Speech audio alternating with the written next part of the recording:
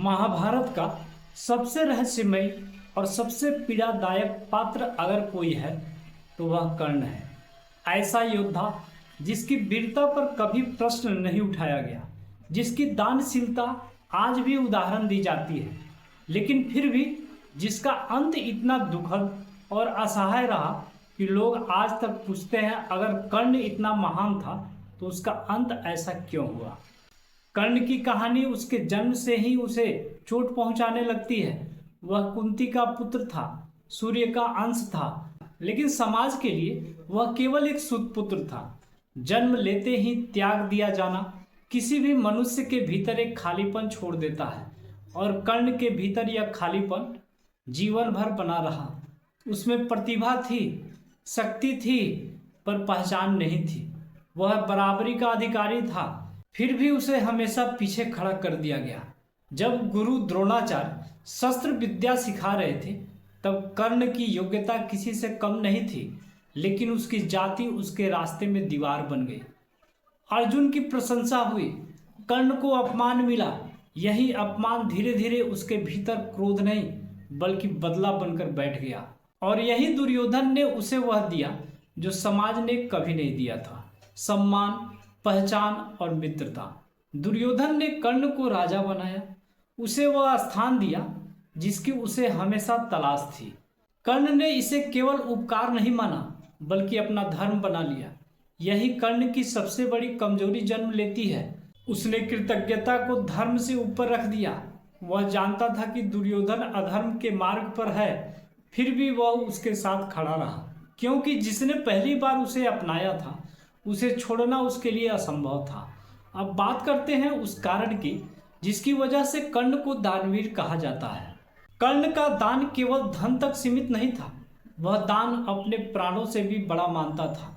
जब इंद्र ब्राह्मण का वेश धारण करके उसके पास आए और उससे उसका कवच और कुंडल मांगा, तब कर्ण समझ चुका था कि यह दान उसके जीवन का अंत तय कर देगा।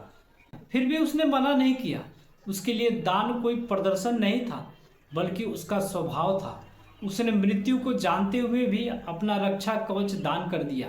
यही उसे दानवीर बनाता है। लेकिन यही एक कड़वा सत्य सामने आता है कि महान गुण होने के बावजूद कर्ण धर्म की कसौटी पर पूरी तरह खरा नहीं उतर पाया। जब द्रौपदी का चीरहरण हुआ तब सभा में बैठे कर्ण का मौन सबसे भारी पड़ गया। कुछ ग्रंथों में तो यह भी कहा गया है कि उसने अपमानजनक शब्दों का प्रयोग किया। यह वही क्षण था जहां उसके जीवन के सारे पुण्य कमजोर पड़ गए। धर्म केवल युद्ध भूमि में हथियार उठाने का नाम नहीं, धर्म अन्याय के सामने खड़े होने का साहस भी मांगता है। युद्ध से पहले कुंती ने कर्ण को उसकी सच्चाई बताई। वह चाहता तो सब कुछ बदल सकता था। वह पांडवों के साथ खड़ा हो सकता था, धर्म के पक्ष में युद्ध कर सकता था और इतिहास में एक अलग स्थान बना सकता था, लेकिन उसने ऐसा नहीं किया, क्योंकि अब उसके लिए वचन धर्म से बड़ा हो चुका था। उसने कहा कि वह पहले मित्र है, बाद में पुत्र। युद्ध भूमि में जब उसका रथ कीचड़ में फंसा और वह असहाय खड़ा था, तब उसने युद्ध के नियमों की याद दिलाई, लेकिन धर्म ने उसे वही उत्तर मांगा जो उसने कभी द्रौपदी के समय नहीं दिया था। अधूरा धर्म कभी रक्षा नहीं करता। श्री कृष्ण ने अर्जुन से कहा कि यह कर्ण का नहीं, उसके कर्मों का अंत है। कर्ण की मृत्यु वीर की तरह हुई, लेकिन उसका अंत हमें एक गहरी सीख देकर गया। केवल दानवीर होना पर्याप्त नहीं है, केवल साहसी होना भी पर्याप्त नहीं है।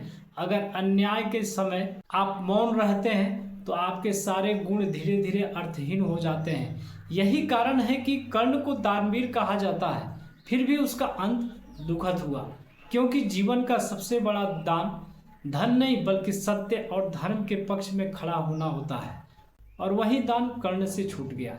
तो दोस्तों, जानकारी कैसा लगा कमेंट में ज़रूर बताएं, और हमारे चैनल बेसिक फैक्ट को सब्सक्राइब करना न भूलें। मिलते हैं अगली वीडियो में, तब तक के लिए धन्यवाद।